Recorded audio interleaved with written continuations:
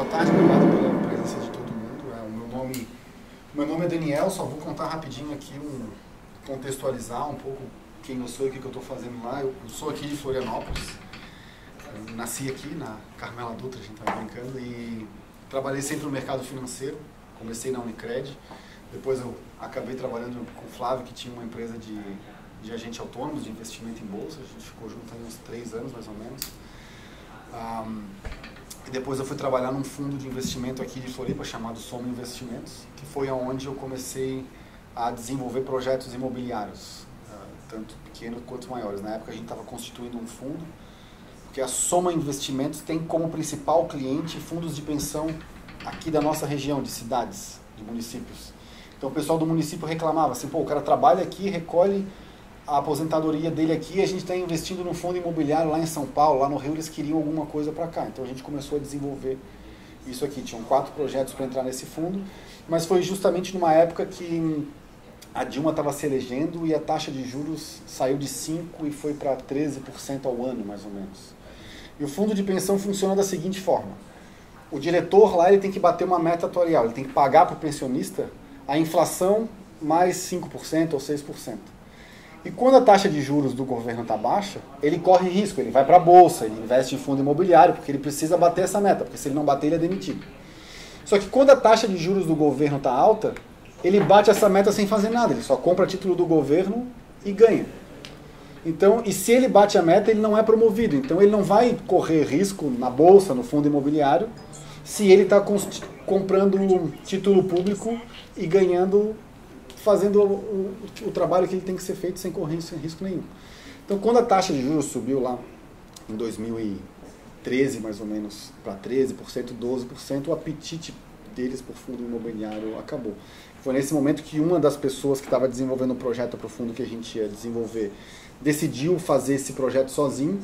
Aí eu saí da Soma e fui, junto com essa imobiliária, estruturar a parte jurídica e financeira desse projeto, que hoje está sendo executado lá em Jurerê Internacional, chama Città. Città é um prédio grande lá, de alto padrão, que tem ali, não é Jurerê Internacional, é Jurerê tradicional ali, um pouco pro lado direito ali. Entre os dois, assim, mais ou menos? É. E na época era um projeto de 55 milhões, então eu fiz toda a estruturação e coordenei a captação para esse pessoal. E naquele momento eu já desejava sair do país, sempre quis morar fora, e daí a gente montou um grupo de investidores na época para investir nos Estados Unidos. Também o apetite dos investidores estava alto, porque em 2014, se vocês lembram, a Dilma estava se reelegendo e o dólar ainda estava baixo, estava na casa de 2,40, então as pessoas estavam aproveitando o momento para sair. E foi nesse período que a gente captou, na época, 16 milhões de dólares para desenvolver esses 2 projetos aqui do lado esquerdo. O primeiro, a gente está terminando a obra agora, deve terminar até o final do ano. As pessoas já estão morando, né? Porque lá, quando a gente atinge um nível da obra que o bombeiro certifica que aquela obra está segura para ser habitada, a gente consegue o que chama habite-se temporário. Então a gente pega esse habite-se temporário para a gente poder fazer a escrituração das unidades que a gente vendeu e as pessoas morarem.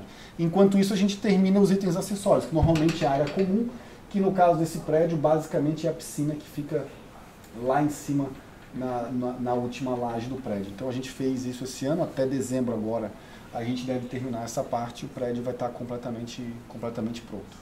São 17 apartamentos, a gente vendeu 10, e os últimos 7 agora, 3 a gente vai botar para alugar no modelo Airbnb para testar, e alguma das outras unidades os investidores decidiram ficar para eles. Nesse período de 2014 para cá, o mercado de prédios de apartamentos em Miami ficou super saturado.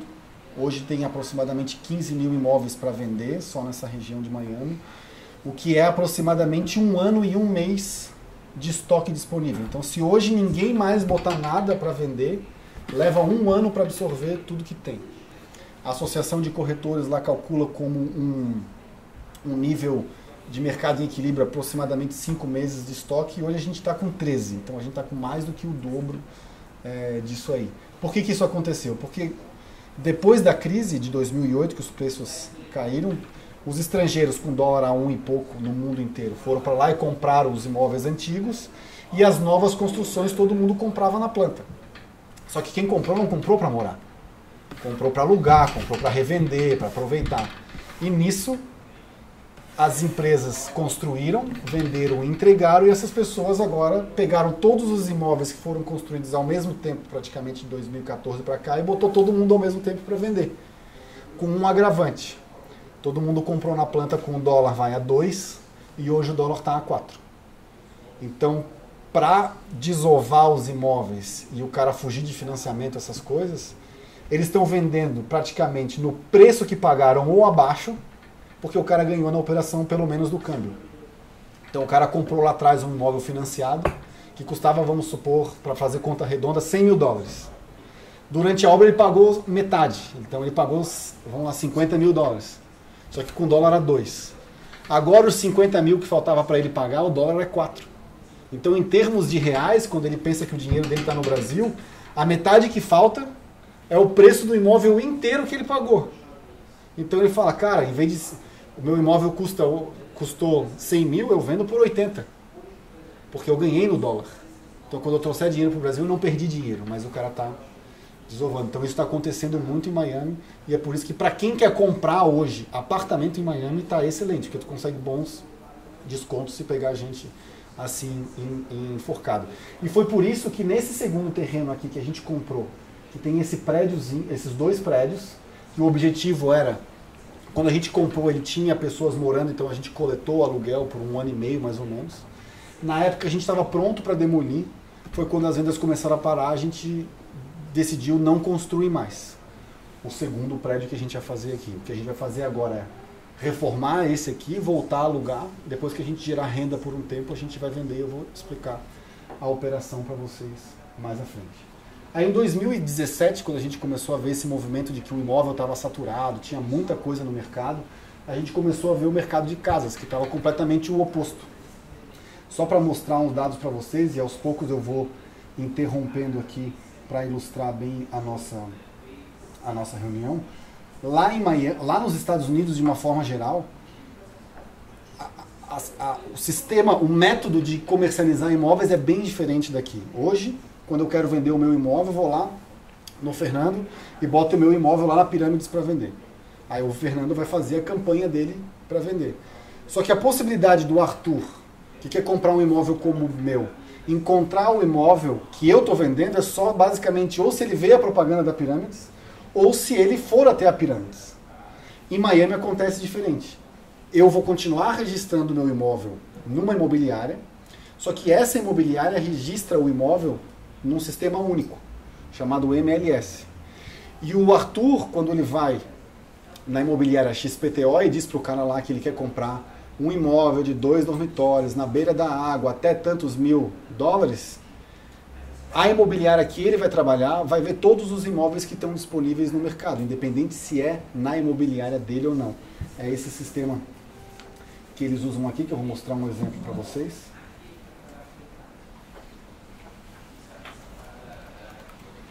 Que a gente consegue ver todos os imóveis disponíveis. Então, por esse sistema ser centralizado, todas as vendas que acontecem, elas são registradas ali. Então, aqui é difícil a gente saber realmente qual que é o preço médio de negócio, porque está registrado numa folha lá no cartório por um valor que nem sempre foi o que foi transacionado. E lá, o valor que é registrado é, de fato, o valor que foi aquele imóvel foi transacionado. Então, quando eu boto aqui, por exemplo, eu escolher uma cidade, que é a cidade que a gente está construindo uma das casas, Lighthouse Point. Eu quero procurar só casas, eu não quero procurar apartamentos, e eu quero casas que estejam de frente para o mar, com um preço entre 2 milhões e 3 milhões e meio.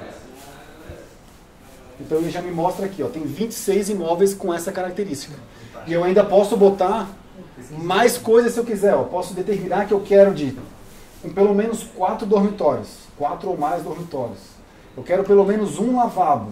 E o número ali vai atualizando a quantidade de imóveis que tem. Então eu faço uma busca exatamente daquilo que eu quero. E quando eu busco os resultados aqui, ele me traz a lista de todos os imóveis, independente da imobiliária, de todas. Então esse primeiro imóvel aqui que está à venda por 3.495.000, ele está nessa imobiliária aqui, ó, Miles Goldstein.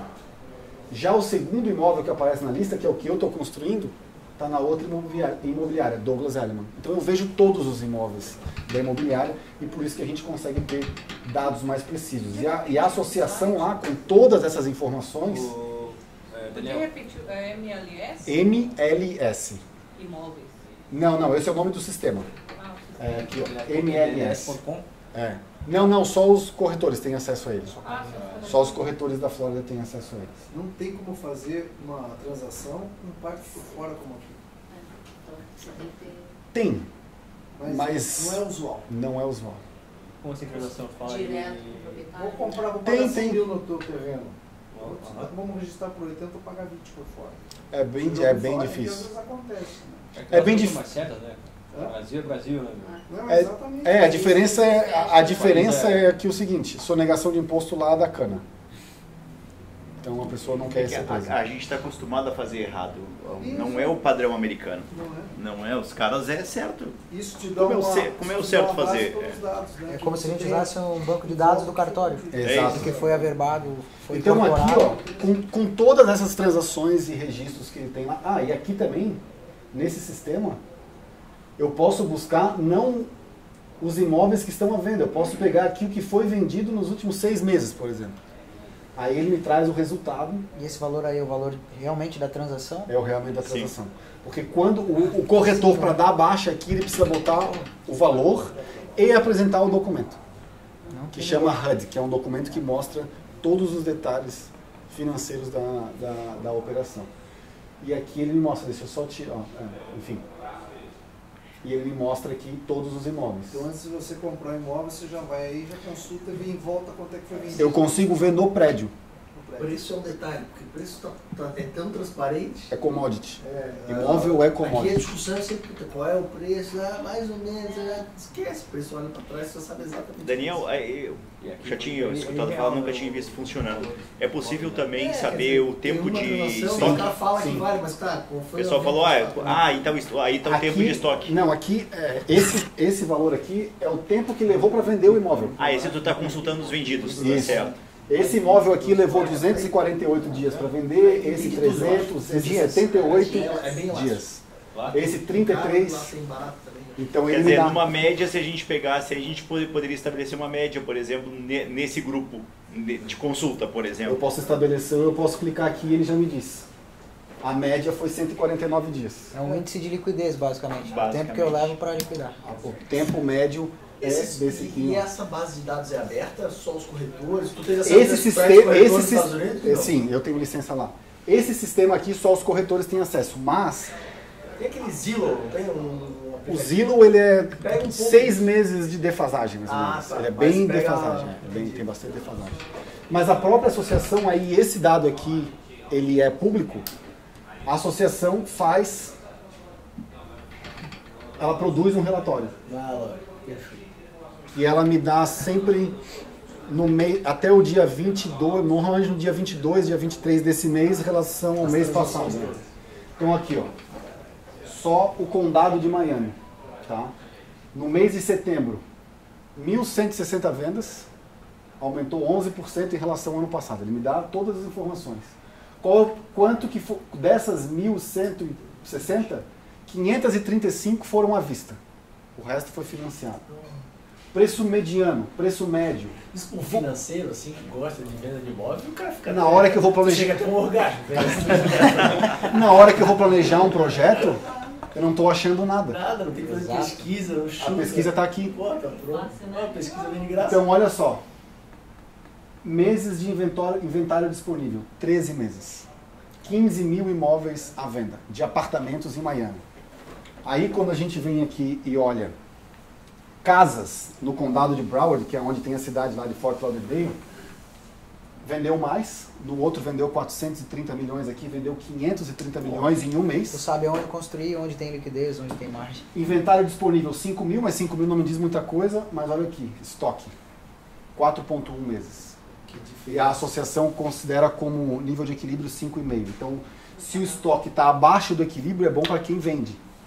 Tanto que, olha só, preço médio pago em relação ao preço pedido.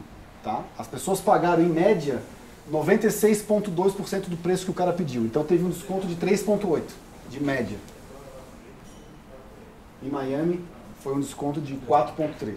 Então já foi um desconto maior. De 4 não, de 6,3%. Tem uma oferta? Porque a gente está sobrando imóvel aqui.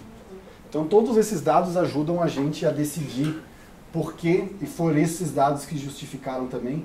E esse sistema funciona em todos os estados ou ele Todo estado tem o seu. Mas não é o mesmo? Todo estado tem o Ele seu. varia. É o mesmo sistema de MLS, Sim. só que cada estado tem a sua administração local. Mas a tua, por exemplo, tu tens acesso à base de Flórida. dados só da Flórida. É, a Flórida. Então foi por isso que a gente passou de construir isso aqui para construir isso aqui. Porque estoque baixo, oferta alta e margem de lucro interessante que permite a gente dar... Eu sou economista, então eu sempre penso assim, ou vai dar muito certo ou vai ser a catástrofe total. O meio do caminho não me interessa, então eu preciso pensar as duas coisas extremas. Se for bom o projeto, quanto que vai dar? Beleza. Se for ruim, o que eu posso fazer? Então eu sempre trabalho com os extremos para eu analisar risco. E quando a gente decidiu construir casa, a gente poderia construir casas para classe média ou como a gente chama aqui, o Minha Casa Minha Vida, ou a gente construir casas de alto padrão. Qual que é o problema da classe média e das classes mais baixas? A casa é commodity. Então tu não pode botar como é que é? O puxador um pouquinho melhor.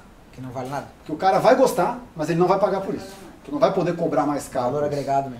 A gente está executando uma obra, porque além da gente desenvolver o projeto, a gente executa a obra para os outros também. Estou executando uma obra para um investidor lá, que está construindo um conjunto de casas geminadas, que a gente chama de townhomes lá, que é bem comum. São 28 casas. Cada casa vende por $240 mil, mais ou menos.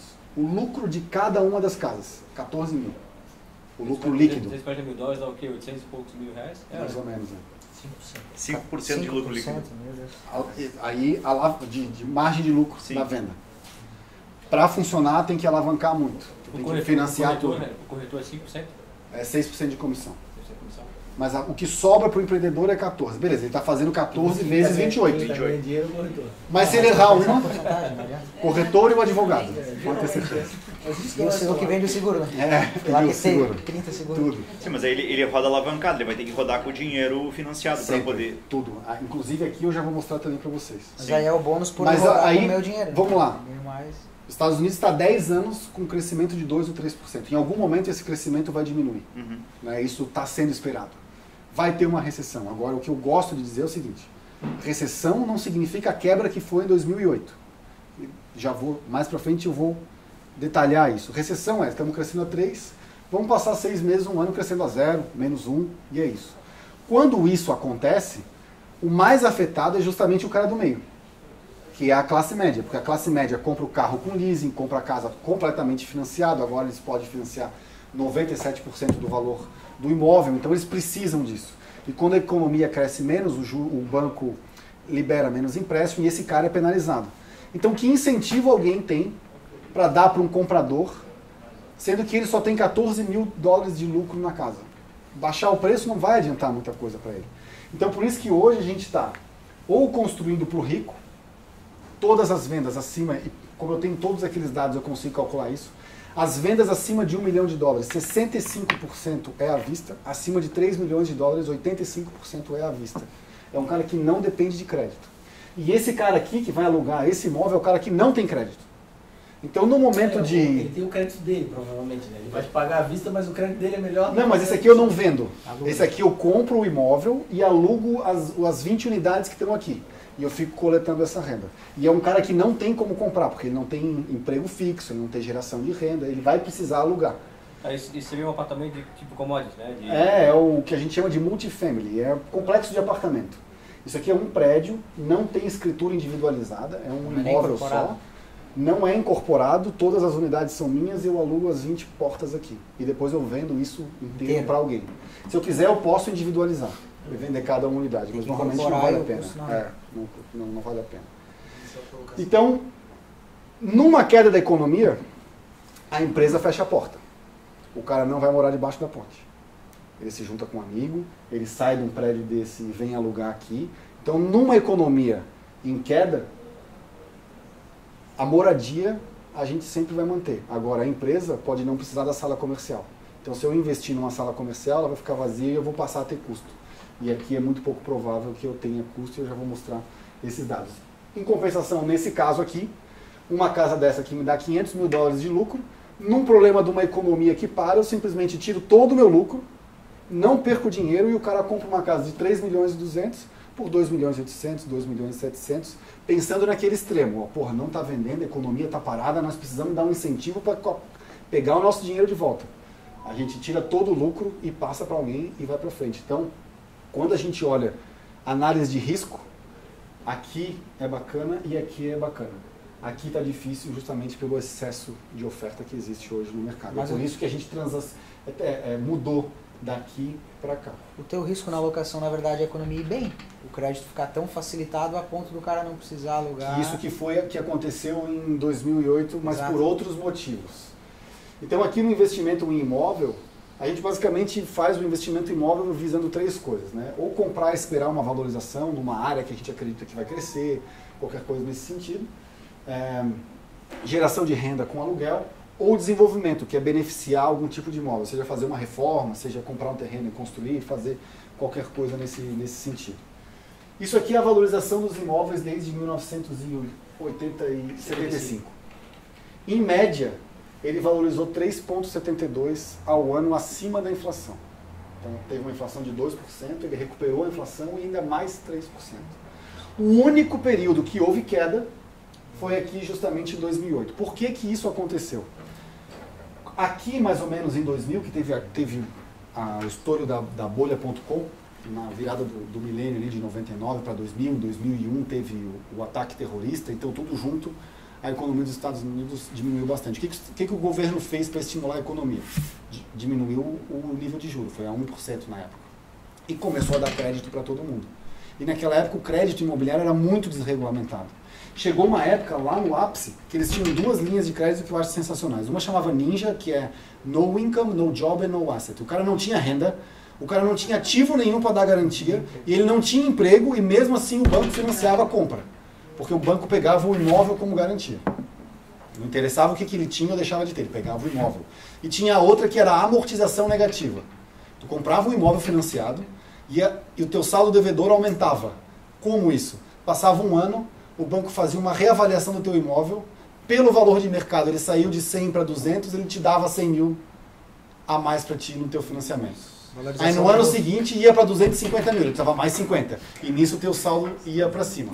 Aí o que aconteceu? Eu tenho amigos que trabalhavam lá como corretores na época, e eles falavam, Daniel, as pessoas vinham aqui comprar um imóvel, a gente falava, para que tu vai comprar um se tu pode comprar 5? O banco financiava 120% do valor do imóvel, então tu comprava todo o imóvel, pagava todo o custo de cartório e ainda ficava mais com 10 ou 15% para gastar do jeito que tu quisesse. Aí o que o cara fazia? Comprava 5 imóveis, morava num e alugava 4. Com um benefício a mais ainda. Carência de 5 anos para começar a pagar. Só pagava juros durante esses 5 anos. Então quem é que perdeu dinheiro com esse negócio? O banco, porque o cara que comprou a casa não perdeu.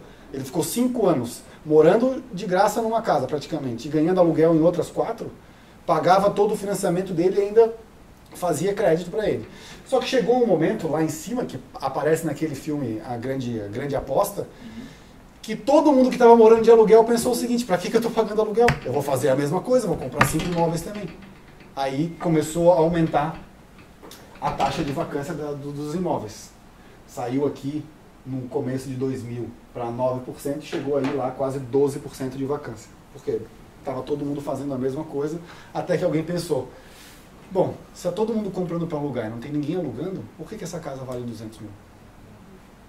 Aí o cara que ficou 5 anos só ganhando dinheiro com aluguel, foi lá no banco e falou, banco, toma, a minha casa hoje no mercado vale 100 mil e eu te devo 300. Pega aqui o imóvel para ti. E foi por isso que teve aquele problema ali no ano 2000, que é o que não vai acontecer agora numa recessão. Porque o cara que comprou nos últimos 10 anos, deu 30%, 40%, 50% de entrada, então ele não vai sair simplesmente perdendo 50% do que ele pagou, e lá atrás ele não botou nada de entrada, muito pelo contrário, ele recebeu 120% do valor do imóvel para entrar, então agora ele tem o que perder. Então esse cara vai fazer de tudo para conseguir pagar o financiamento dele. Então a probabilidade disso acontecer é muito pequena, muito embora esteja acontecendo em imóveis de altíssimo luxo, principalmente ali na orla de Miami. Pessoas que compraram imóvel por 9 milhões e hoje o imóvel vale 6. Então tem gente entregando imóvel para o banco já porque o que falta pagar não paga o valor do imóvel. Mas olha só o que é interessante. Isso aqui é a valorização do aluguel. Em momentos de crise, normalmente se mantém ou até aumenta um pouquinho. Porque na crise o cara não pode comprar, ele vai morar como? De aluguel. Na hora que tem excesso de demanda por qualquer coisa, o que acontece com o preço? Sobe. Então por isso que quando a gente tem aqui, ó, como subiu o preço do aluguel aqui? Porque as pessoas perderam o crédito. Lá nos Estados Unidos demora 10 anos mais ou menos para a pessoa recuperar o crédito. E na hora que ela entregou o imóvel para o banco, o sistema de crédito deles lá anota, ó, o cara foi inadimplente numa operação de crédito. Até ele recuperar o crédito dele de novo, demora bastante. Então nesse período todo mundo foi morar de aluguel, os americanos. Por isso que o preço do aluguel subiu bastante. Então a renda, ela se torna um bom benefício quando tu tem a valorização imobiliária e a valorização da renda de mais 3%, tu tem uma operação que melhora bastante o teu risco. Então aqui um exemplo, pegando esses números desse período, né? Um imóvel lá que em 1975 valia 100 mil, que gerasse um aluguel naquela época de $666. No final desse período, o imóvel estaria valendo aproximadamente 325 mil, então ele ganhou 225 mil, e ele ainda teve uma renda de locação de aproximadamente $400 mil ao longo desse período todo. Se a gente fizer um retorno do investimento dele, na média, considerando todas as recessões que aconteceram, 80, 83, 91, 2002 e 2008, ele ainda teve uma taxa de retorno do imóvel dele de aproximadamente 11,8% ao ano. Então isso ao longo desse período todo, somando as duas coisas, o que ele ganhou de valorização do imóvel e da valorização de renda de aluguel. Que é hoje o que a gente está trabalhando com o modelo multifamily. Sempre que eu falar multifamily, vocês lembrem desses prédios que a gente vê nos filmes. Esse aqui é um modelo desse. Cada porta dessa mora uma pessoa, não é individualizada e eles têm aluguel. Então alugados ali normalmente aluguel de curto prazo, de mês a mês, que se ele não pagar, no mês seguinte a polícia lá bate na porta e manda ele sair. Por bem ou por mal. A gente teve um caso naquele nosso outro prédio ali, que o cara não quis sair, a gente entrou com mandado na prefeitura, vai o xerife lá, fica um na frente com a mão na cintura, assim, em cima da arma, 2 atrás, e fala, tem que ter até meio-dia para sair. Aí os caras saem, normalmente eles detonam o apartamento. Quanto tempo até entre entrar na prefeitura e ele sair? Cara, se for um aluguel de mês a mês, assim, 45 dias, mais ou menos, a ordem de despejo. Quer dizer, você vai perder 45 dias de aluguel e o conserto do apartamento. Porque, por lei, um aluguel mensal, que vence todo mês, eu posso dar até 20 dias, o cara pode atrasar até 20 dias. Sim. Então, se ele atrasar o 21º, eu já posso entrar com a ordem de despejo lá. Daí eu trabalho... 60 dias, aproximadamente, vamos colocar. O risco vai ser 60 dias. Igual os 3 anos, mais ou menos, no Brasil. Daqui, 3 meses para entrar com a ação, até sair. Então é esse tipo de prédio. Esse aqui fica no norte da Flórida, esse aqui fica no Arizona, esse aqui ficava no Texas, mas esse aqui já foi vendido. Então é esse modelo de aluguel que eu gosto. Eu não gosto de aluguel de apartamento. Porque normalmente o aluguel de apartamento é de longo prazo, é de 1 ano, 2 anos. Tem um monte de preocupação com a associação do condomínio, que eles botam um monte de tipo de regra. E normalmente o retorno é muito mais baixo. E além disso aumenta o risco do investidor. Porque o cara compra um imóvel, se a pessoa sai, ele perdeu 100% da renda. Se ele compra um imóvel desse aqui com 19 apartamentos, uma pessoa sai, ele tem 18 outras pessoas pagando. Mas tu diz isso por conta do perfil do cara que vai alugar. E do imóvel, porque lá eu tenho que pagar condomínio. Sim. Diferente daqui, os custos do apartamento continuam comigo, mesmo que eu tenha alugado para aquela pessoa. Ela vai pagar o que é dela, tipo luz e TV a cabo. Normalmente a água está inclusa no condomínio, eu tenho mais esse custo que eu tenho que tirar. O IPTU é o condomínio. Você não pode incluir no contrato isso? Pode, mas o cara vai no outro que não inclui. Não é usual. Ele quer pagar o dele e pronto. Então nesse aqui é tudo contigo, não tem condomínio, porque é tudo teu. E tu faz isso, Daniel, mas o preço disso aqui é muito maior do que o apartamento. A diferença é que o banco adora financiar isso aqui. Porque ele não está olhando quanto que o Daniel tem. Ele vai olhar o negócio. Pô, Daniel, tu está comprando esse imóvel que gera tanto por mês de renda. Aí tu tem que mostrar essa renda para ele lá, normalmente a gente faz uma análise antes. E o banco, se o que ele gera de renda por mês aqui é 60% maior do que a parcela do financiamento, né? Então vamos supor que ele gera 1.000, é 1.000 aqui, é 1,6. Se a parcela é 1.000 e ele gerar 1.600, o banco já financia para mim. Até 70% do valor do imóvel. Então no imóvel, em cidades menores como essa aqui, esse aqui é 1.600.000. Estamos falando de 450 mil, 500 mil dólares para te comprar um imóvel desse aqui para dar de entrada. E a tua parcela vai pagar o financiamento e ainda vai sobrar dinheiro para ti. Parcela líquida, né? Eles já descontam todos os custos de manutenção. Aí com 500 mil dólares tu vai comprar um imóvel que vai te dar uma renda, é melhor comprar esse aqui que vai te dar 19 rendas, vai diluir o teu risco. E a taxa de juros aqui, hoje os bancos estão financiando aproximadamente a 5,25. O contrato é mensal daí? Normalmente sim. Nesse daqui, normalmente sim. Às vezes até quinzenal. E quebra de contrato, como funciona lá? Para esse tipo de locação? Para esse tipo aqui, o cara quando entra, ele dá um mês de... Ele paga antecipado, um mês, e ele dá mais um mês, normalmente, de um depósito de segurança. Calção. Um calção. Então, se ele pagou o mês do segundo, não pagou, já tem adiantado, entendeu? Era essa a pergunta que eu te fiz antes, era mais por conta do perfil do cara que busca esse tipo de imóvel contra um de condomínio. O cara de condomínio quer um de longo prazo, esse cara não se importa. E normalmente esses aqui são de mais baixo padrão, tá? Sim. Essas comunidades aqui são de mais baixo padrão. É justamente para atender operários. Quando a gente vai analisar isso aqui, a gente procura ver dentro aonde ele está, o que atrai pessoas para morarem ali. Por exemplo, lá em Bay Harbor, onde a gente tem Bay Harbor tem a segunda melhor escola do condado de Miami, pública. Então, escola particular lá é extremamente cara, de 60 a 80 mil dólares por criança. Vamos botar 60. O cara tem 2 filhos, são 120 mil dólares por ano. Em 10 anos de educação, estamos falando de 1.200.000 dólares. Então, não é todo mundo que tem esse dinheiro. Então, ou o cara prefere comprar um imóvel lá, é por isso que os imóveis lá são mais caros. O imóvel hoje em Bay Harbor, médio de 2 dormitórios, está aí 600, 700 mil. Ou ele vai pagar 1.800, 2.000 dólares de aluguel num imóvel como aquele. Porque 2.000 ele consegue pagar. E sai mais fácil, ele consegue botar a criança dele na mesma escola do cara da casa de 13 milhões que mora lá. E para botar na escola, tu tem que estar dentro do CEP daquela escola.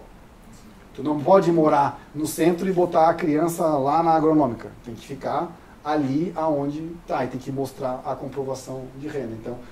Então escolas, hospitais, universidades, centro comercial, prédio de governo onde as pessoas querem morar próximo do trabalho, são coisas que a gente... Acesso à rodovia, né? Essa aqui é a principal rodovia que passa lá no Texas, é a principal rodovia que passa nessa região ali, então tem acesso facilitado. Então isso tudo são pontos que levam. Existe isso em regiões mais asfaltadas? Existe, mas aí não tem tantos atrativos assim, né? Então esses são os pontos positivos, né? Atende a classe sem crédito, diversificação de risco, porque com um imóvel tu tem várias portas, várias fontes de renda. É fácil de escalar por esse mesmo motivo, né? Tu compra vários imóveis num só. Tu tem um potencial de valorização que eu vou mostrar depois, mediante uma reforma cosmética. Então normalmente a gente procura imóveis desses aqui que já estejam alugados, mas estejam meio detonadinhos assim por dentro. Sem que seja reforma estrutural, tipo trocar telhado ou mudar alguma coisa. Que seja só... lá a gente fala passar o batom no porco, lipstick on the pig, aqui fala dar um tapa, né? Assim, trocar o piso, botar uma cozinha da IKEA, bem bonitinha, mas mequetrefe, pinta, e nisso tu sai de um aluguel de 1.000 e vai para 1.200, 1.300, tu aumenta quase 30% do valor do aluguel com uma mudança estética.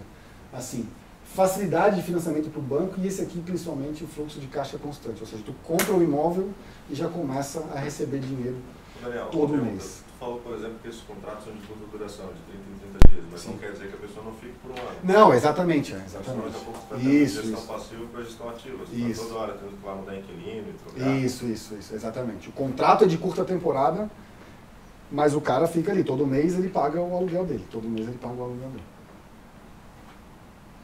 E o problema, os pontos negativos, que tudo tem que ter justamente essa administração de inquilino e a reposição, né? E para isso tu precisa ter normalmente alguém profissional que vai lá cuidar, ou tu vai bater na porta de todo mundo para coletar o imóvel. E cada cidade tem uma regulamentação diferente. Por exemplo, em Nova York é uma cidade que é 100% inquilino. Depois que o inquilino alugou um imóvel, para tirar ele de lá só comprando o cara. Então é muito comum a pessoa comprar um prédio lá que ele quer reformar, quer fazer um outro. Eu negocio o prédio, depois eu vou negociar com o inquilino a saída dele. Vou lá dar 100 mil dólares para ele, 200 mil dólares para ele, 500 mil dólares para ele, para poder fazer o cara sair. Porque depois da crise de 29, a cidade se preocupou em proteger essas pessoas. Então quem mora de aluguel lá hoje, basicamente, quem mora de aluguel é que decide se ele vai renovar o contrato ou não, e tu não tem o que fazer. A Flórida é o contrário. A Flórida é totalmente pró o dono do imóvel. Então o cara não pagou, entra com uma ação de despejo e o cara tem que sair ali por bem ou por mal. Mas a ação de despejo não funciona assim em Nova York? Não. Se o cara não pagar lá, você... Vai brigar na justiça mais do que aqui. Nada a ver. Porque se o cara não tem condições de ir para outro lugar, não tem outro lugar, ele está ali por causa da escola, se ele mudar, ele vai ter que mudar. As leis já protegem. O benefício é do inquilino. Nova York é mais caro, os imóveis são mais caros. Muito mais. Muito mais. É por isso que as pessoas estão migrando para fora. Uma vez eu vi uma reportagem, uma revista, eu acho, a Gisele Bündchen tinha comprado um apartamento lá, cara, que era pequeno e, pô, caríssimo. 400 mil dólares, 500 mil dólares. Deve ser, na época poderia ser até isso, mas hoje um estúdio lá por menos de $1 milhão é bem difícil. Um estúdio. É bem, Sim, estúdio. Bem pequenininho.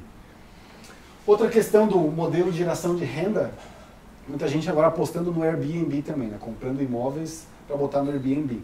Se a gente olhar a demanda, né? Isso aqui tá pequenininho, mas eu vou traduzir para vocês. Essa linha azul é o que aumentou a oferta de imóveis no Airbnb em Miami. E a linha verde é o que aumentou a demanda. Em 12 meses terminados em julho de 2016. Então a oferta aumentou em 50%. A demanda aumentou em 60%. Então tem muito mais gente pedindo imóveis do que de fato existem. Né? O Airbnb se destaca entre o concorrente justamente pela questão do preço. Normalmente é mais barato alugar no Airbnb e também tem um percentual de estadia longa. Então para quem aluga é bom, porque quanto mais tempo o cara ficar, menos trabalho tem, né, de ficar repondo pessoas. Então praticamente metade das pessoas que alugam Airbnb em Miami ficam mais de uma semana. Então isso facilita bastante. Qual que é o ponto negativo do Airbnb? Muitas cidades aplicando moratória, não permitem, lobby de hotel. Miami Beach, por exemplo, é uma cidade que proíbe totalmente o Airbnb. Se você for pego alugando qualquer tipo de imóvel por curta temporada residencial, curta temporada para dizer abaixo de 6 meses, você leva uma multa de $20 mil se eles te pegarem. Se pegarem de novo, cada vez que eles te pegarem, tu leva uma multa de $20 mil. Então isso está acontecendo bastante. Então isso é um risco que a pessoa que compra o imóvel no Airbnb pode sofrer daqui a pouco em relação a isso. Outro ponto, a maioria dos prédios não permite. Porque não basta a cidade permitir. O condomínio, as regras do condomínio tem que permitir. Quando a gente construiu o nosso prédio lá em Bay Harbor, a gente já pensou no investidor. Então a gente botou na regra do condomínio isenção total de regras de locação. O cara pode alugar por hora se ele quiser comprar lá. Mas normalmente os prédios não permitem. É muito difícil encontrar um prédio que permite locação por menos de 6 meses lá. É difícil de escalar por esse motivo, porque é difícil da gente encontrar. Se eu quiser comprar 20 apartamentos, eu tenho que ir praticamente em 20 prédios diferentes, em 20 casas diferentes. E a gente acaba concentrando o risco em relação a isso. O ponto positivo é a demanda crescente. Cidade como Miami, que toda hora está vindo os snowbirds, que é o pessoal do norte, né? O pessoal do norte lá dos Estados Unidos. Quando começa a nevar lá, eles descem, passam as férias dele lá no sul. Então eles são grandes demandadores de Airbnb. Pessoal da América Latina no verão. Então lá tem 2 altas temporadas. O inverno deles, que é o meio do ano. Desculpa, o verão deles, que é o meio do ano, quando o pessoal daqui, que é inverno, vai para lá. E o final do ano, que é normalmente na metade de novembro para frente, depois que passa o Thanksgiving, que é o principal feriado deles, o Dia de Ação de Graças, o pessoal do norte vem para lá. Então eles têm 2 altas temporadas. Fora as curtas temporadas, como o Spring Break, o Festival de Música, a Fórmula 1 que vai para lá agora, Miami Open lá, que é muito forte. Então tem esses potenciais. Porém, esse risco aqui eu acabo achando que é bastante relevante. E na terceira parte a gente tem o desenvolvimento, que é basicamente comprar um terreno e beneficiar, comprar um imóvel, seja ele um terreno, uma casa, um prédio, e beneficiar ele de algum jeito, seja reformando, seja construindo. E essa operação de fix and flip começou a aparecer muito na TV e seriado, tem toda hora. Então toda hora alguém me liga falando, querendo fazer isso aqui, porque na TV só passa a parte boa. Porém eu vou dar a minha sugestão. Na minha opinião, o número de operações tem caído de fix and flip, por um motivo muito simples. Lá em 2015, 40% das vendas eram provenientes de foreclosure ou short sale. O que é foreclosure e short sale? Foreclosure é quando o banco já tomou o imóvel. A pessoa não pagou, o banco vai lá e toma o imóvel. Na hora que a pessoa sai, ela acaba com o imóvel. Ela arranca drywall, rouba tomada, rouba coisa de chuveiro, eles detonam o imóvel, acabam, destroem o imóvel, por isso que gera o potencial de locação. E o short sale, não acontece isso, mas o short sale é quando o cara que comprou o imóvel vê que ele não vai conseguir pagar e negocia com o banco. Ó, banco, eu estou te devendo $120 mil, mas eu achei um cara que compra o meu imóvel por 100. Tu autoriza eu vender o imóvel para ele e tu me libera da dívida? Aí o banco vai lá, analisa a questão dele e ele pode liberar isso. Então é a oportunidade para quem comprou, porque ele comprou com preço abaixo do valor de mercado normalmente, ele tem potencial de dar uma melhoradinha ainda no imóvel e valorizar ele. Em 2015, não aparece aqui, mas em 2015 isso representava 40% do mercado. Hoje representa 5%.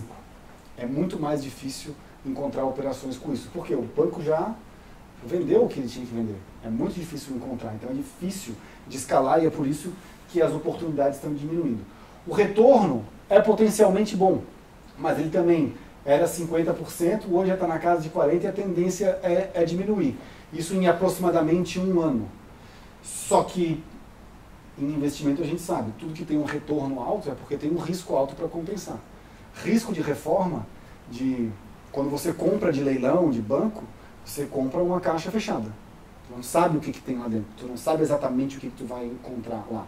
Tu pode ser só uma reforma estética, mas o imóvel pode estar tão detonado há tanto tempo que pode ter que refazer o telhado, pode ter infiltração, pode ter mofo, e lá mofo é um problema seríssimo, tu tem que trocar todas as paredes. Então tudo isso pode ser um potencial de geração de risco para o investidor. E pelo fato de ser difícil de encontrar essas oportunidades, é o motivo pelo qual a gente, como empresa, não desenvolve projetos para fazer isso. Imagina se eu montei um fundo de investimento lá, que eu vou captar $1 milhão, $2 milhões para fazer isso aqui. Eu não vou encontrar casa suficiente para fazer isso, para eu girar, para eu vender num prazo bom. Então eu vou ter que fazer o que dá, umas vão dar muito boa, umas vão dar muito ruim, e na média vai ficar não bom para todo mundo. Eu fui a Tampa, fui a Miami, Orlando e Tampa ver essa questão de flipping com o pessoal de lá. Brasileiros que estão lá. E hoje, a maioria deles não opera mais Flórida por conta, principalmente do baixo retorno. Está todo mundo fazendo Flórida. Mas tem especialistas, inclusive um brasileiro opera mais Tampa. Ele opera assim, cara, retorno bom, que ele considera bom hoje na Flórida, de 10% a 15% já... Não estava nem falando de 40%. Falando de 10% a 15%. Aqui essa empresa ela pega dados dos Estados Unidos. Então tem umas cidadezinhas que não tem ninguém morando lá, mas tem uma casa para vender. Então essa casa tem um potencial alto, mas também tem 2 pessoas que podem comprar. Essa casa está falando, você vem em leilão daí? Sim. Compra, reforma, o lucro da operação, que aí é o tempo médio de mercado, MLS, aquela questão toda assim, é de 10% a 15% hoje na Flórida. E o principal é eles só fazem isso. A gente analisar o tempo disso, né? Quando você vai comprar o imóvel, o tempo de escrituração vai levar aproximadamente 1 mês. Depois até tu preparar todas as plantas, mandar submeter para a cidade, para elas te autorizarem a fazer a obra, vai levar mais uns 3 meses, mais ou menos. A burocracia de papelada, né? É grande. O paperwork é maior é mais que no Brasil? É mais exigente do que no Brasil. Ah, é? É mais exigente do que no Brasil. Fosse, não, aqui a gente começa a obra do jeito que quiser.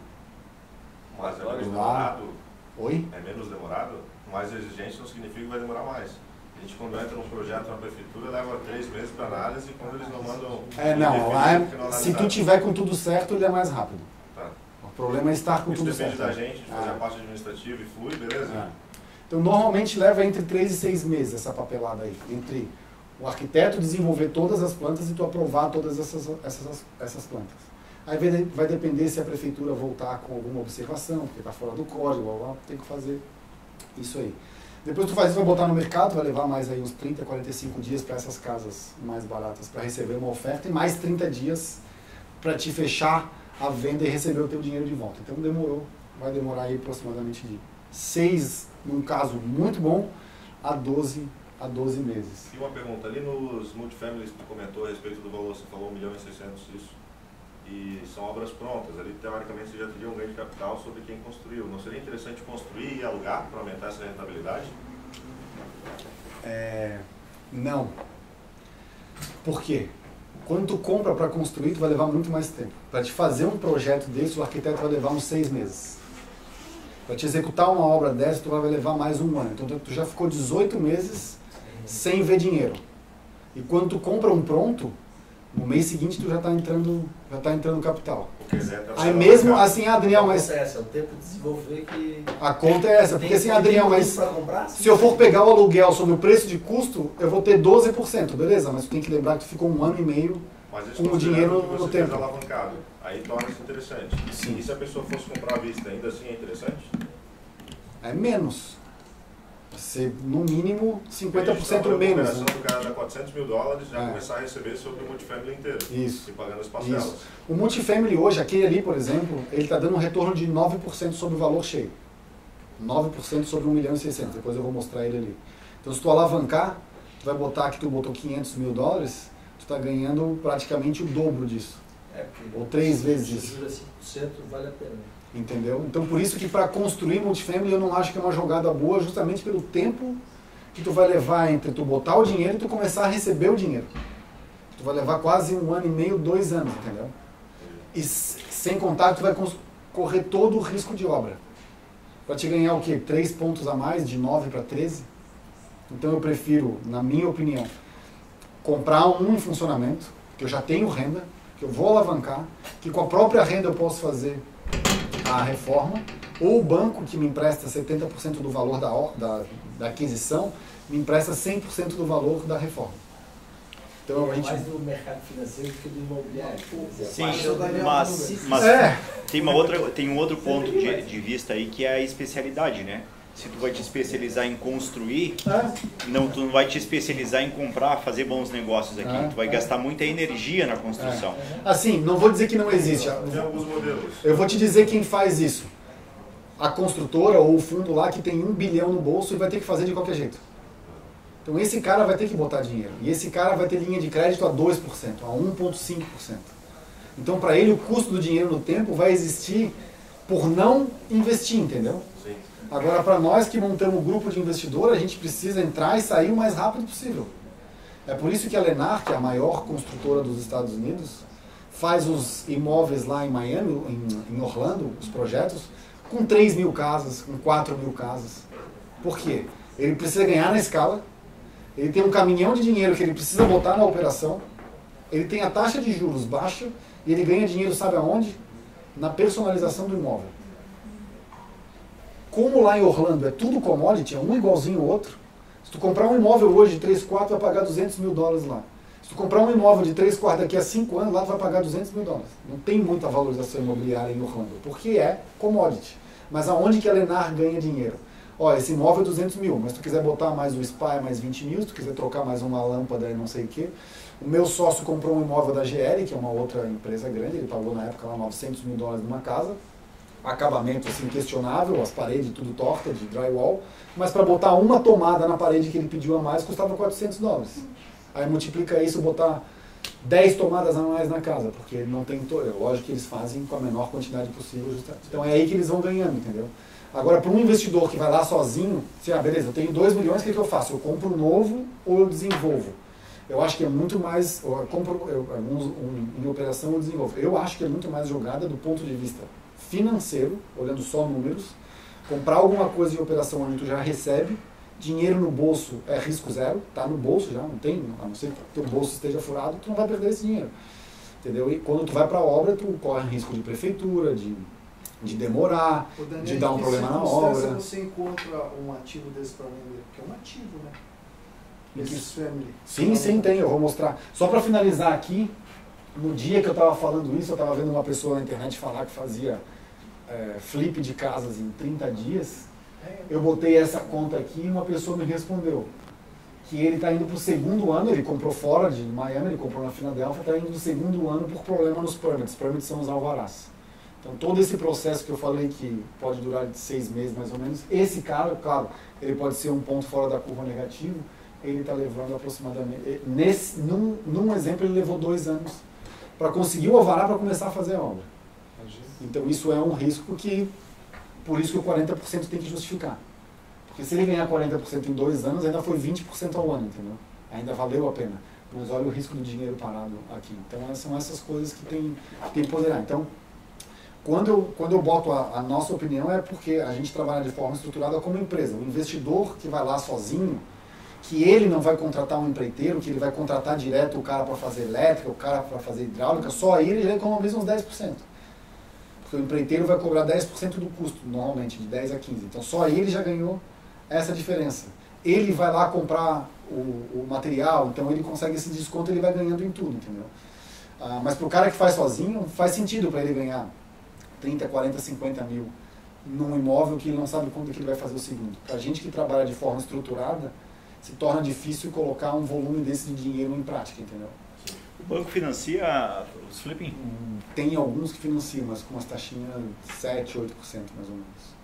Eles não gostam muito porque é especulativo, né? Sim. A especulação. Diferente de um multifamily que já tem renda. O banco analisa risco. Se ele vê que ele pode perder dinheiro, ele vai te financiar uma parcela pequena com um juro alto. Se ele vê que ele não tem menos risco de perder dinheiro, ele vai te financiar o máximo que dá com juros baixinhos. Agora que caiu a taxa de juros lá, o Banco do Brasil Américas, por exemplo, na semana passada a gente teve uma reunião com eles, já baixou o juro para 5,25 também. Cortou mais 0,25 no projeto dele. Só para entrar um pouco na construção, né, algumas diferenças lá. A principal é o método construtivo, né, lá eles nem sabem o que é tijolo. Deixa a obra mais leve, né, a gente gasta menos com estrutura. E assim, uma curiosidade 7% lá... 7% é economia. 7%. Cada etapa da obra tem uma fiscalização da prefeitura. Uma das casas que a gente está construindo ali, num período de 18 meses, a gente teve 60 inspeções da prefeitura. Porque eles analisam todos os pontos. O terreno está vazio, fizemos uma marcação para fazer a fundação. Antes da gente cavar qualquer coisa, eles vêm ver se a marcação está correta. Vem com o topógrafo e falam, beleza, está tudo certinho. Está tudo certinho, pode fazer. Na hora que a gente cavou, eles vêm ver se a profundidade está tudo certo. Não. Antes de fazer a concretagem, tem que fazer a ligação do esgoto com a rede da cidade.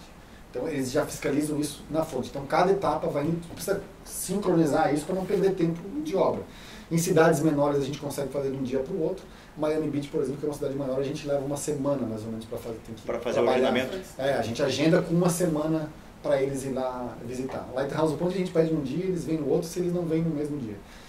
Então tem esses pontos, mas tu tem que estar preparado. E quando a gente faz a parede, né, a gente levanta o frame, bota o primeiro drywall e começa a preencher essa parede com a hidráulica, com a elétrica e com o sistema de ar-condicionado.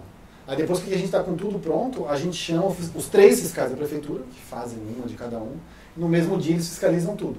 Se tem alguma coisa errada, e o nível de errado é assim, aquela tomada no projeto ele está a 10 centímetros do chão e aqui tu botou no meio da parede. Ou tu arruma a tomada ou tu arruma o projeto. Senão eles não aprovam. Enquanto eles não aprovarem, a gente não pode fechar o outro drywall. Então a gente vai passando em todas essas etapas, de modo que quando eles fazem a inspeção final tem o abitse. Então não corre o risco de chegar no final da obra, tua obra está fora de esquadro, como a gente viu na consultora que eu trabalhava, a gente viu acontecer. Na hora de fazer a fundação, fizeram lá, aí na hora que veio o fiscal, viu que o nosso prédio estava avançado em relação aos outros. Mas agora não deu abitse. Essa burocratização onera muito a construção? Se tu atrasar, sim. Porque... Mas ela em si não onera, está no custo ali. Os fiscais incomodam? Vem aqui, não. A troco de nada, não. A troco de nada, não. É a presunção de inocência americana. Tá lá, tá lá. Não é um negócio repetitivo. Não. Não vou dizer que não existe nada, mas... Fora já é relativo. Então. Já tem essa O influência. fiscal já vai menos, né? Eu falo do estádio do Beckham lá. Não foi pra frente enquanto ele não botou um cubano na equipe dele. Ele tentou passar 2 vezes o projeto na cidade e não foi aprovado. Aí na hora que ele mudou a equipe, botou um cubano na parte de planejamento, aí foi aprovado. Então, Não, mas o que tem a ver isso? o setor de construção de Miami é dominado pelos cubanos. Então eles queriam participar de alguma forma. Entendeu? Então não vou dizer que não tem. Quanto menor a cidade, fica mais difícil. Nas cidades maiores sempre tem os seus problemas, né? Mas é bem mais difícil de acontecer do que descaradamente como a gente vê por aqui. A localização lá é um negócio que tem que tomar muito cuidado, principalmente o exemplo desse da escola, né? Tu comprou a casa no lado errado da rua, o teu filho pode não poder entrar naquela escola, porque o CEP do lado leste é um e do lado oeste é outro. Aí tu vai fazer uma coisa e não acontece. Lá em Bay Harbor, que foi a cidade que a gente construiu, só para mostrar aqui para vocês, a cidade de Bay Harbor, onde a gente construiu o nosso prédio, onde a gente tem aquele outro, são essas 2 ilhas aqui. Essas 2 ilhas que são artificiais são uma cidade. E quando o cara fez essa ilha, ele comprou um mangue aqui, um pântano e desenhou a cidade. No plano diretor ele botou que essa cidade seriam casas, única e exclusivamente casas, e nessa aqui poderia ser prédio.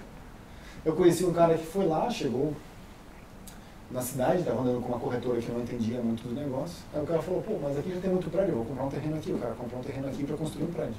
Na hora que ele foi na prefeitura para entrar com os processos, os caras falaram, não, aqui não pode prédio, aqui só pode casa. Então, entender a forma como isso funciona é muito importante. Por isso que lá, sempre que a gente vai fazer uma oferta de um terreno ou de uma casa, a gente pede um período de inspeção, que é justamente um período para a gente estudar o que pode e o que não pode ser feito. Aqui no Brasil tu dá um arras, né? Se tu não continuar o negócio, tu perde esse dinheiro. Lá não, dá um depósito de segurança. Tu dá um depósito dizendo que tu está interessado no terreno e durante aquele período de inspeção tu pode desistir por qualquer motivo. E se tu desistir, aquele dinheiro volta integralmente para você. Eu vou aproveitar esse momento para explicar até como funciona essa transação lá. Porque aqui no Brasil acontece muito o seguinte, eu vou comprar um imóvel, estou lá no dia do cartório para pagar, quem é que confia em quem? O cara que vai transmitir o dinheiro ou o cara que vai transmitir a escritura? Então lá nos Estados Unidos eles resolveram isso, colocando o cartório ou um advogado como um agente intermediário, que a gente chama de agente fiduciário, lá chama escrow agent. E quando eu estou comprando um imóvel do Flávio, eu vou lá, se o Flávio está me vendendo um imóvel $1 milhão, eu pego meu $1 milhão e deposito na conta desse agente fiduciário. E esse agente fiduciário pega lá toda a documentação de escritura, faz toda uma varredura da escritura do Flávio, vê se tudo que está no contrato que a gente combinou está performado pelas 2 partes, e quando todo mundo deu ok, ele carimba a escritura para mim e transfere o dinheiro para os corretores, para os advogados, para todo mundo que precisa receber, para o banco, se o imóvel dele estiver financiado, transfere o saldo do banco e transfere o saldo para ele. Sobrou $80 mil. E nesse meio do caminho, eu que comprei o imóvel, fiz um seguro da minha escritura. Porque amanhã pode vir um herdeiro do Flávio e falar assim, não, eu sou o herdeiro do Flávio e eu quero aquele imóvel lá que foi vendido de forma ilegal. Aí o que acontece? O seguro entra e resolve o problema. Esse seguro se paga uma vez e ele vale até que eu venda esse imóvel para outra pessoa, daí o novo cara vai comprar, vai fazer esse seguro. Então isso facilita muito essa transação imobiliária. Como na Bolsa de Valores que jurídica para ele, né? Dá uma segurança. Aqui, recentemente, há 2 semanas, na verdade, tivemos um caso de imóvel de um cliente nosso que ele comprou em 2016 e não escriturou, e veio uma ordem de um juiz, aliás, ele vendeu o imóvel dele, e veio uma ordem de um juiz num processo trabalhista pedindo para bloquear o imóvel para penhora, indiferente de quem estiver o nome do título. Nossa. Bem assim a decisão, não importa o nome de quem está, o que importa é que na época estava o nome dele. Sim. E aí e de onde eles buscaram a informação? Não foi nem pelo registro de imóveis, foi pela declaração de imposto de renda do cara. Sim. E aí pegaram aquilo ali e colocaram. aí, E o cara que comprou teve um nesse imóvel. caso, essa teve que se escritura, com incomodar. esse seguro, entra com embargo de terceiro aqui, né? Mas Lá eu nesse aciono o caso, seguro. poderia? Lá eu aciono o seguro. Entendi. Aí o seguro fala assim, quanto que era o imóvel? Era 300 mil. Ele vai lá e paga os 300 mil pro cara e não enche mais o saco. Entendi. É simples assim. É simples assim. Esse seguro de escritura e não é um seguro caro, tô falando aí de Depois que eu 300 vi a essa 500 decisão, dólares. tipo assim, foda-se o teu título, né? Então, Sim. a qualquer momento pode chegar alguém de uma dívida trabalhista lá de 2014 e aí o imóvel já está no teu nome, já está verbado, já está tudo correto e o cara pega e tranca a tua matrícula em cima disso. Por isso que lá a gente faz esse seguro da escritura. No dia a gente chama esse processo de escrituração lá de closing. No dia do closing que se resolve tudo. E a partir daquele dia ninguém mais pode reclamar de nada. Porque se eu aceitei fazer o closing naquele dia, é porque eu já fiz todas as inspeções possíveis no imóvel e concordei com aquilo que estava lá. Depois, se eu achei uma infiltração, não me procura mais. Entendeu? A não ser que seja um imóvel novo, onde, por exemplo, a gente é um incorporador lá, que eu tenho que dar garantia para ele. Eu tenho que dar garantia de 10 anos na estrutura, 5 anos em outras coisas, e para os moradores eu ainda tenho que dar a garantia da parte interna. Então, precisa da garantia da área comum e da parte interna. Aí tudo bem. Mas 10 anos é a garantia do construtor? Aqui é 5. na estrutura e no telhado, na estrutura é 10, no telhado é 5. Daniel, Mas daí a gente faz seguro também, né? As duas maiores indústrias dos Estados Unidos são o seguro e a legal.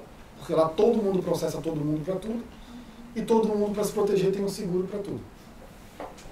custos para colocar o imóvel no teu nome. Aqui a gente paga em torno de 4%, 4,5%. Na minha cidade, por exemplo, o ITBI é 3%. Não, lá vai depender de cidade para cidade, mas lá a gente faz uma conta um pouquinho diferente. Em Miami se paga 67 centavos para cada $100. Então não é exatamente 6,6%, porque ele vai medindo de 100 em 100. É uma conta um pouquinho diferente. Mas no resultado final isso tudo dá quanto? Ah, cara, o custo de transmissão vai dar aí no máximo 2, 2,5. Não vai dar mais do que isso. Não vai dar mais do que isso. O legal é, outro ponto, na transmissão do imóvel, no dia do o IPTU lá se cobra para trás, né? Não sei exatamente como que é aqui, a gente paga o do ano que está ou do ano que passou? Do ano que está, do vence, que pagamos em fevereiro, por exemplo, de 2019. Referente ao ano de 2019, se paga... Passou, entendi. Não, se Eu paga pago no ano. do ano. Lá se paga para trás. Lá eu posso pagar com desconto em novembro, com menos desconto em dezembro, com menos desconto em janeiro e com preço cheio em fevereiro. Mas eu pago do ano que passou. Certo. Então, se eu vendo um imóvel, por exemplo, em outubro, tá? No dia do closing, eu vendi o meu imóvel para o Flávio. No dia do closing, eu vou ter que dar para o Flávio um crédito de 10 meses. Porque lá em fevereiro, o Flávio vai pagar o imposto cheio. Só que no dia do closing, ele recebeu um crédito de 10 meses. Então, ele já vai receber esse crédito no dia do closing. Então, essa conta é feita lá no final. E se tem associação de condomínio, é a mesma coisa. Ver o que está pendente, o que não está, dar o crédito, dar o débito. Então, no dia do closing é feito tudo isso. A escolha do arquiteto é algo que é importante, justamente por causa dessas nuances específicas de cada região. É bom entender, ter alguém que entenda bastante. Lá não existe CUB. O empreiteiro, ele dá o orçamento baseado nas plantas que ele recebe. Depois eu vou explicar as formas do contrato ali. É difícil fazer uma média. Chegar no empreiteiro assim, ó, quero construir uma casa, quanto vai sair? Ele jamais vai te dizer, vai sair $150 o pé, $250 o pé. Ele vai assim, me dar as plantas, e com base nessas plantas eu vou te dizer o que eu vou gastar. Então se faz basicamente isso. E é aí que entra o General Contractor. O General Contractor, pelo nome, né? Contratador geral é o cara que vai coordenar toda a obra. Ele vai contratar todos os subcontratados. O cara que vai fazer a estrutura, o cara que vai fazer a hidráulica, o cara que vai fazer a elétrica, o cara que vai botar os cabinets, porque lá os imóveis residenciais a gente entrega com a cozinha e os banheiros funcionando. Então ele que vai fazer esse papel de contratar. Você como dono, se você vai construir uma casa para você, na hora que você for pegar o seu alvará na prefeitura, você pode dizer, ó, eu sou o dono agindo como um General Contractor. Mas para ser empreiteiro, tu tem que ter uma licença na prefeitura autorizando fazer isso. E normalmente o General Contractor, ele vai trabalhar de uma dessas três formas. Ou ele vai pegar todas essas plantas e te dar um valor fixo e o risco fica para ele. se ele gastar mais ou menos o risco é dele. Normalmente ele bota uma gordura para ele ter o lucro dele, lógico. E de novo, é com base nas plantas que ele recebeu. Se durante a obra tiver mudança, ou por parte do dono, ou por exigência de projeto, deu uma incompatibilidade de projeto. Se ele tiver que desmontar e refazer para ajustar, isso vai ser cobrado extra. Então aquele custo fixo é imaginando que aquelas plantas estejam perfeitas. Se tiver qualquer modificação, ele vai cobrar mais por isso. E é aí que muitos pegam os desavisados. Porque tem muita planta de arquiteto que vem incompleta. E o cara não vai falar. E ele te dá um preço baseado naquilo. Aí chega na obra e ele fala, ó, faltou isso, faltou aquilo, faltou aquilo. Aí ele vai te dando change order e o teu preço vai aumentar. Então por isso que é bom o arquiteto para cobrar isso. O outro modo é o cost plus, que é o custo mais uma taxa de administração, que daí nessa forma é aberto, todo mundo vê o que está acontecendo. E o terceiro ponto é o preço máximo garantido, que é uma mescla entre os dois. Ele pega as plantas, te diz qual é o custo máximo que aquela obra vai custar, e o que ele conseguir economizar dali, normalmente ele divide entre ele e o proprietário. Vamos dizer que a obra era 1 milhão e custou 800 mil. Esses 200 mil vai ser dividido entre os dois. É como se fosse um benefício para ele ter trabalhado na melhor forma possível. Quem for construir lá, é bom contratar essa pessoa que se chama Owner's Rep, que é justamente um cara que entende de obra, que vai ficar entre você e o General Contractor, para ele não te dar essas passadas de perna que eu falei. Então isso é interessante para obras grandes. No nosso prédio, por exemplo, que a gente construiu, a gente contratou essa pessoa, ela custava aproximadamente $4 mil por mês, mas só na análise do seguro ele economizou uns $80 mil para nós. Então valeu a pena o investimento. E lá, justamente pelo processo construtivo ser muito mais prático e simples do que aqui, a mão de obra é praticamente 30% do custo e o resto é material.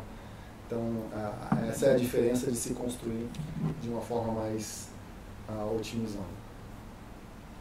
Seguro, como eu falei, o cara que trabalha tem o dele, a empresa que contrata ele tem o dele, o General Contractor tem o dele e você como dono tem que ter o seu também, para cobrir todo mundo, porque na hora que dá um problema vai um acionando o seguro em cadeia assim, né? Um joga para um, outro joga para outro, joga para outro.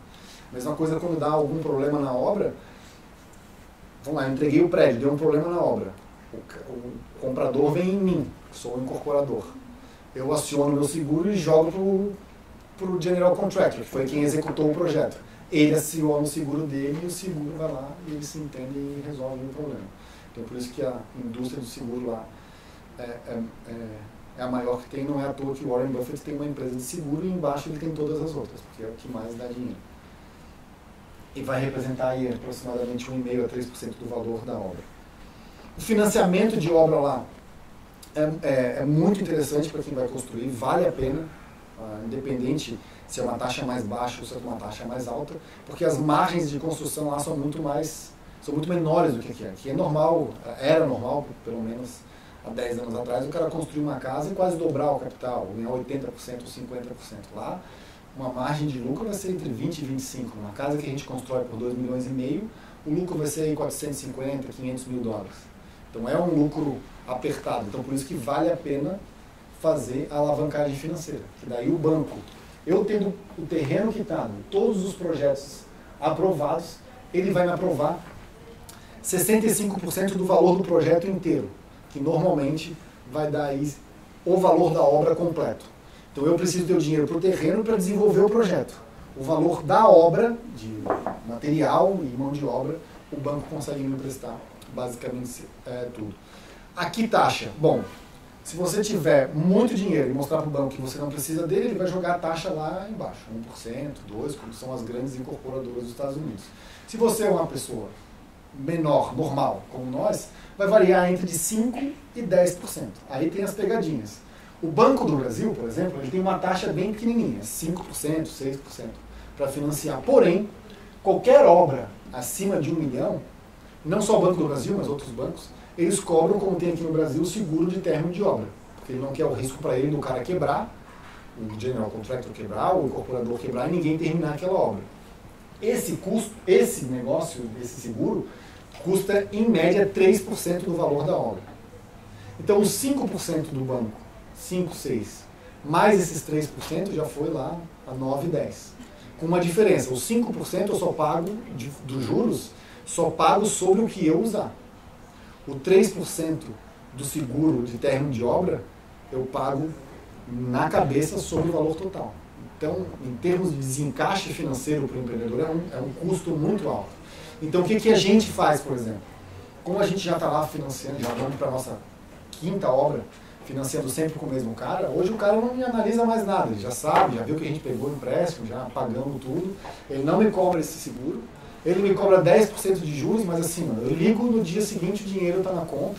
O Banco do Brasil, ou, eu estou usando o Banco do Brasil como exemplo porque é o que a gente tem mais próximo, mas qualquer outro banco, tu tem que agendar, o cara vai mandar um fiscal lá, como faz a Caixa aqui, para o cara fazer uma medição, ele vai te cobrar por isso, aproximadamente $1.700 para cada visita.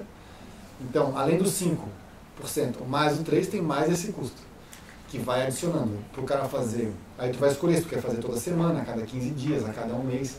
Então, tudo isso vai adicionando valor no teu financiamento. Então, quando tu olha tudo que tu pagou, ele te atraiu com uma taxa baixinha de 5%, 6%, mas na hora que tu vai pagar, tu está pagando lá os mesmos 10% do outro cara. Então, isso a gente diferencia bastante. E outro ponto que a gente precisa entender que existe na Ford é furacão e basicamente a gente faz seguro para se proteger e durante o processo do furacão, uma semana antes e uma semana depois, a gente vai ser prejudicado aí na obra se ele passar por lá. Lá em Bay Harbor, por exemplo, o maior problema não foi nem o antes do furacão nem o durante, foi o depois. Porque nesse último furacão que passou aqui, o Irma, ele estava programado para vir por esse lado e veio por esse aqui, destruiu essa costa. Então, quando destruiu, o que toda a mão de obra daqui fez? Vou trabalhar lá. Lá é que eles estão precisando, com urgência, e pagam mais. Então, Miami teve um problema de falta de mão de obra. Então, isso para a gente recuperar acabou atrasando um pouquinho. Mas são casos extremos, mas a gente precisa entender que isso de fato... Ô, Daniel, vocês chegaram a construir em New Orleans também, não? Aonde? New Orleans. Não teve, mas faz... Esse aí já foi em 2018. Aquele lá foi bem... Então, mas aquele lá que passou aquela destruição toda era porque era uma comunidade muito pobre. Eram casas de madeira. Entendeu? Eram casas de madeira. Então é lógico que vai passar um furacão categoria 3 e vai destruir tudo. Na época foi categoria 5, Katrina. Ele ainda passou e voltou, né? Ele foi e voltou. Como ficou agora nas Bahamas ali, que o furacão ficou parado em cima das Bahamas 36 horas. Num lugar que só tem palafita, é lógico que vai destruir tudo. Mas quando a gente constrói uma casa dessa aqui, com ferro que se constrói prédio no Brasil, para derrubar isso aqui, só o furacão junto com o terremoto lá de Los Angeles. E tem seguro, né? A gente faz, durante a obra a gente faz seguro de furacão e depois quem compra faz seguro de furacão também, contra o furacão. Então existe isso.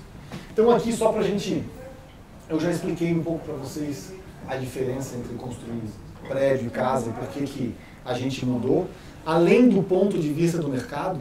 Tá. Como eu expliquei para vocês, as obras lá a gente costuma fazer com financiamento bancário, justamente para aumentar o retorno. Porém, isso tem um lado negativo na hora da gente ir para a execução mesmo da obra. O primeiro a receber é o banco. Né? Então, nessa obra aqui, por exemplo, que custou $10 milhões, os investidores botaram 10 milhões para o terreno. Então, foi 2 milhões para o terreno, mais 2 milhões para a obra. As vendas, a gente... colocou lá dentro mais alguma coisa o banco financiou 4, a gente botou mais 6 milhões de vendas dentro da obra, né, a própria obra se pagou, e mais o financiamento do banco. Aí na hora que eu comecei a fazer a escrituração das unidades, o primeiro a receber é o banco. Então, como todo o dinheiro que eu tinha recebido até então estava na obra, o saldo foi para o banco. Então, das 10 unidades que a gente vendeu, ainda falta mais ou menos 1 milhão de financiamento para pagar para o banco. Então eu preciso vender mais 2 apartamentos, eu vendi 10, eu preciso vender mais 2 para quitar o banco. A partir do 13º, o investidor começa a tirar o dinheiro dele fora. Então, são 17. Por que eu falo isso? Porque quando a gente fala em construir prédio, normalmente as pessoas pensam o seguinte, beleza, vamos construir um prédio, porque a cada unidade que a gente vende, a gente vai tirando um pouco do capital.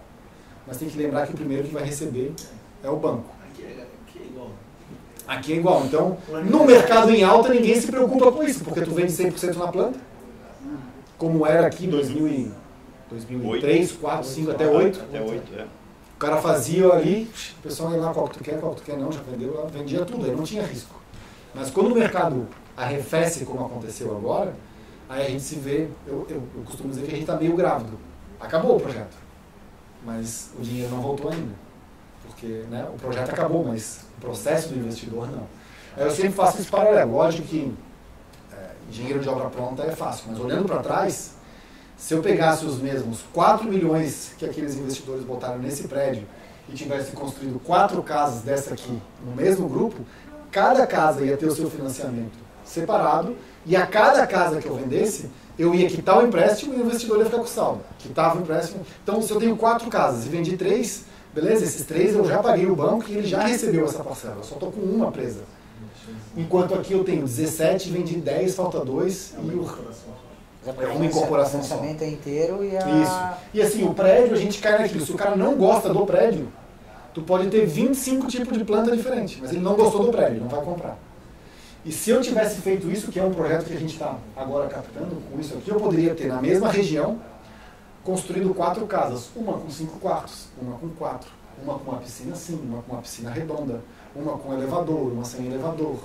E aí tu diferencia, porque o mais difícil o que é? O Fernando está aqui. O mais difícil é a gente captar o cliente. Na hora que eu capto ele, se eu tenho uma chance, eu tenho que ser muito bom. Tem que achar o cara certinho. Agora se eu tenho 4, 5, mas eu queria um quarto a mais. Não, vem cá que eu tenho outra casa. E hoje, por exemplo, eu tenho um grupo de investidores nessa casa de Lighthouse Point e um grupo na casa de Hollywood. Não é o mesmo comprador. O cara que não gostar da minha casa de Hollywood, eu não consigo levar ele lá para Lighthouse Point. O cara que não gostar da minha casa de Hollywood, eu vou ter que procurar outro.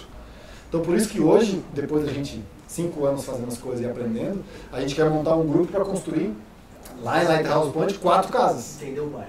Porque daí vai ter, a gente já tem os pré-projetos ali, uma mais moderna, uma mais clássica, uma neoclássica, uma estilo floridiano que eles chamam, que daí a gente conseguir agradar mais pessoas ao mesmo tempo. Então, e o principal ponto que a gente tem que analisar o que vai acontecer hoje e nos próximos anos. Hoje, aqui eu vou ser mais um.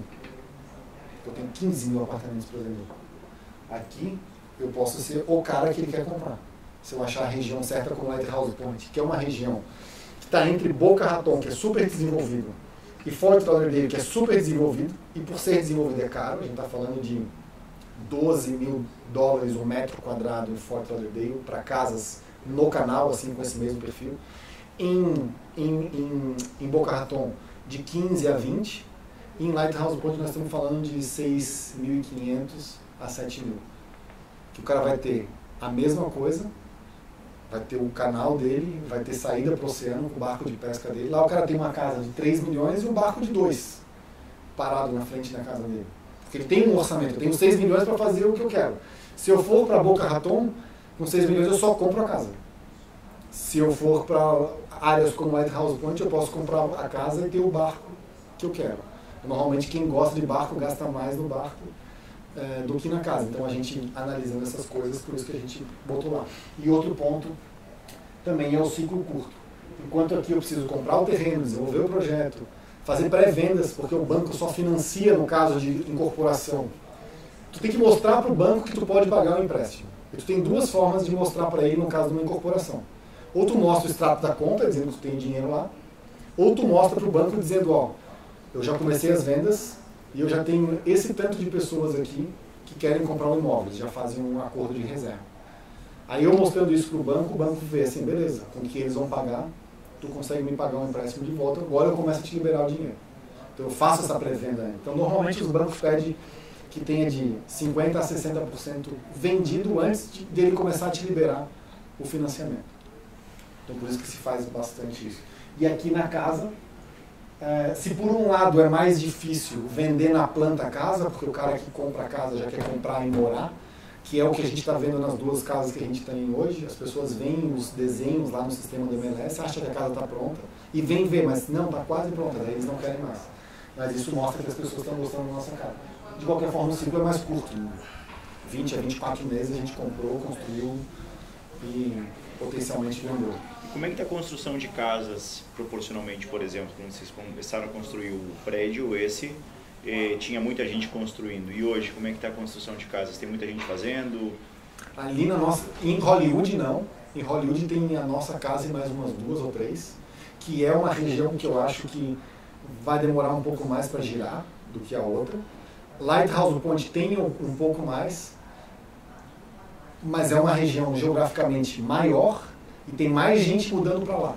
Sim. Então hoje de casas novas, eu fiz uma conta ali hoje, há esses dias, eu acho que tem, na cidade inteira tem umas 8 ou 9 casas novas que eu digo é entregues do ano passado para cá, e mais as que vão ser entregues no ano que vem.